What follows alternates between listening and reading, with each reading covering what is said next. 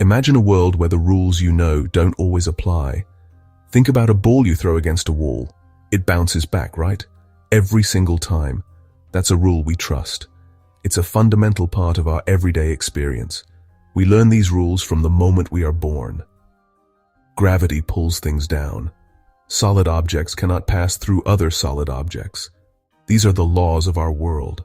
The predictable and reliable physics that govern everything from a thrown baseball to the orbit of the planets. They make sense. They are intuitive. They are the bedrock of our understanding of reality, and for centuries we thought they were the whole story. But what if I told you there's another set of rules? A deeper, stranger set of rules. Let's stick with our wall for a moment. Imagine you're standing in front of a solid brick wall. It's tall, it's thick, and it's completely impenetrable. You can push against it, but in the quantum world, this sensible rule is thrown out the window. For a tiny particle, like an electron, a barrier is not always an absolute stop sign. Imagine that same electron approaching an energy barrier, one it classically shouldn't be able to cross. There is a chance, a non-zero probability, that the electron will simply appear on the other side of the barrier. It just tunnels through. This is the core mystery of quantum tunneling. It's the act of passing through a barrier that should be impossible to pass. So how can we even begin to picture this? One of the central ideas of quantum mechanics is that particles also behave like waves. Think of a ripple spreading across the surface of a pond. An electron, when it's not being measured, isn't a single point in space. It's more like a wave of probability, a cloud of possibility describing where the electron is most likely to be found. This wave-like nature is the secret behind its ghostly ability to tunnel. When this probability wave encounters a barrier, most of it does get reflected, just as you'd expect.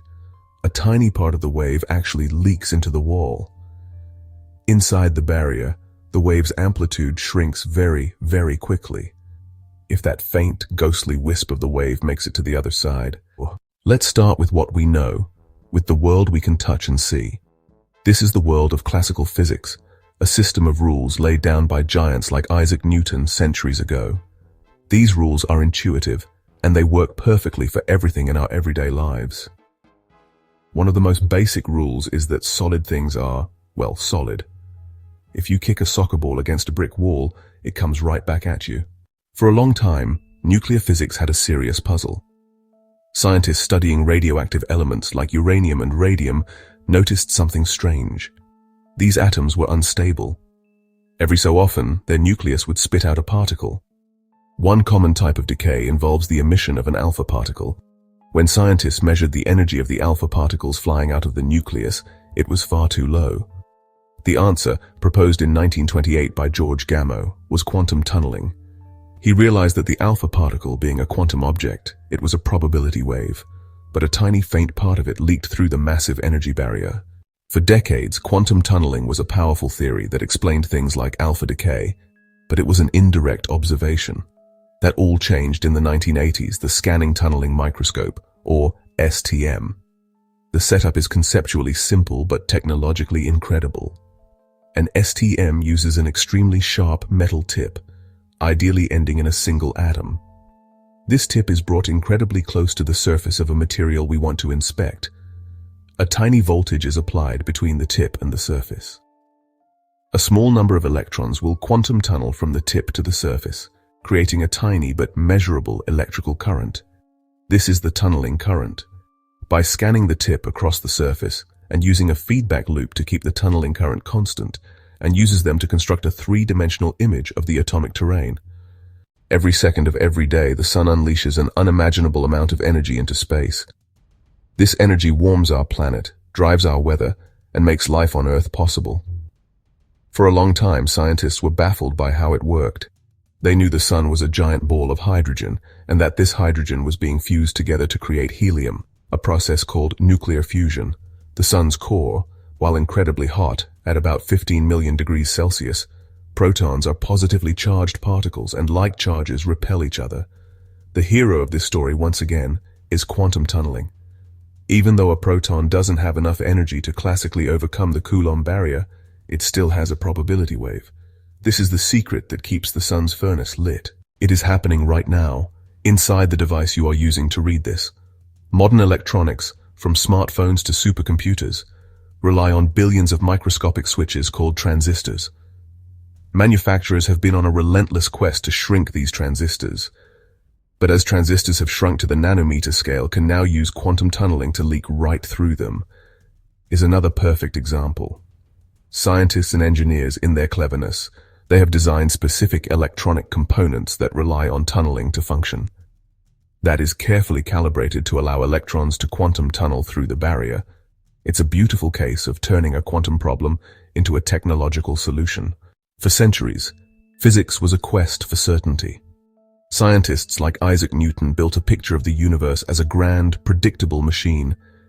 If you knew the starting conditions, quantum tunneling, though, shatters this entire worldview.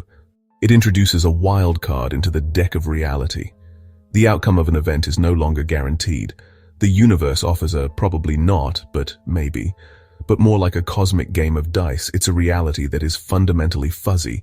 The discovery of quantum tunneling didn't just add a new rule to physics. The classical world was a world of eyes. The quantum world is a world of maybe.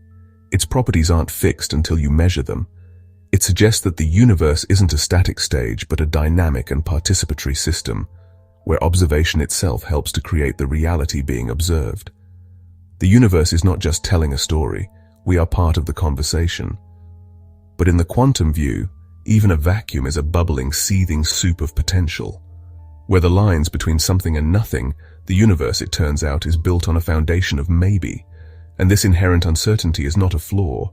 It's the source of some of its most powerful and creative processes. We have journeyed from a world of solid walls and predictable rules into the strange and shimmering heart of the quantum realm.